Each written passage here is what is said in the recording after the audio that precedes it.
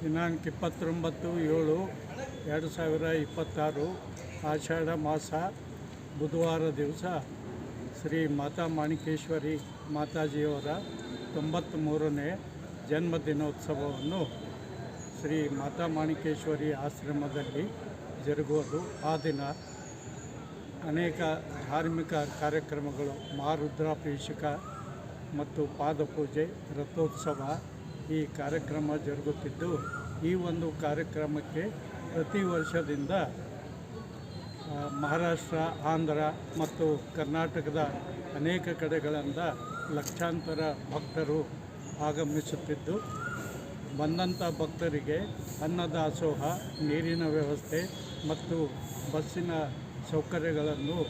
ಒದಗಿಸಿ ಅದಕ್ಕೆ ಸೂಕ್ತ ಪೊಲೀಸ್ ಬಂದೋಬಸ್ತ್ ಕೂಡ ಮಾಡಲು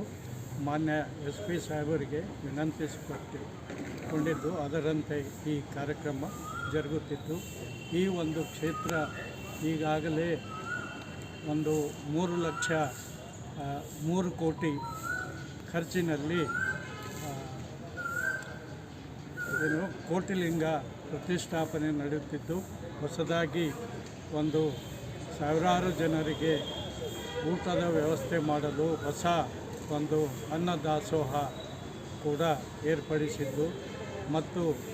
ಬಂದಂಥ ಭಕ್ತರಿಗೆ ಉಳಿದುಕೊಳ್ಳಲು ಯಾತ್ರಾ ನಿವಾಸ್ ಕೂಡ ಅಲ್ಲಿ ಸ್ಥಾಪನೆಯಾಗಿದ್ದು, ಇನ್ನೂ ಅನೇಕ ಕಾರ್ಯಕ್ರಮಗಳು ಅಲ್ಲಿ ಜರುಗುತ್ತಿದ್ದು, ಹೆಚ್ಚಿನ ಸಂಖ್ಯೆಯಲ್ಲಿ ಈ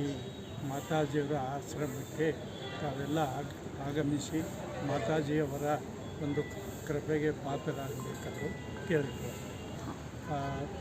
ಮಾತಾಜಿ ಭಕ್ತರಾದ ತಿಪ್ಪಣ್ಣಪ್ಪ ಕಮ್ಮಕ್ಕನೂರು, ಅಲ್ಲಂಪ್ರಭು ಪಾಟೀಲ್ ಮತ್ತು ಅಲ್ಲಿಯ ರಾಜ್ಕುಮಾರ್ ಪಾಟೀಲ್, ಸೇಡಂ ತಾಲೂಕಿನ ಸಿದ್ದರಾಮಪ್ಪ ಸಣ್ಣೂರು ಟ್ರಸ್ಟಿನ ಒಂದು ಸದಸ್ಯರು ಮತ್ತು ಮಾತಾಜಿ ಭಕ್ತರು, ಇವರೆಲ್ಲ ಮಾತಾಜಿ ಭಕ್ತರು.